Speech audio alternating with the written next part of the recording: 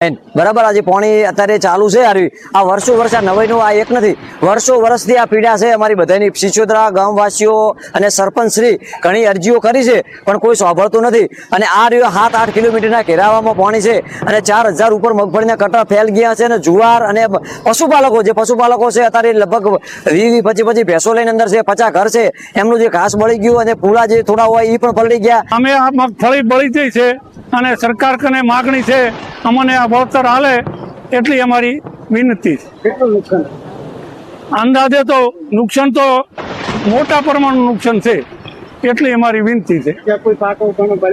બીજા જુઓ મગફળી છે, ગવાર છે, અડદ છે, જાહેર છે, પશુપાલકોનો ઘાસ ટોટલ પૂરું। વરસાદને કારણે આપ જોઈ શકો છો ખૂબ મોટા પ્રમાણમાં પાણી વહી રહ્યું છે।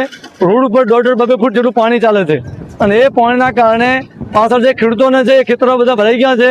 જે ચોમાસું વાવેતર કરે તે બધા વાવેતર આખા ફેલ થઈ ગયા છે અને ખૂબ મોટા પ્રમાણમાં 4-5 ફૂટ ખેતરોમાં પાણી ભરેલું છે।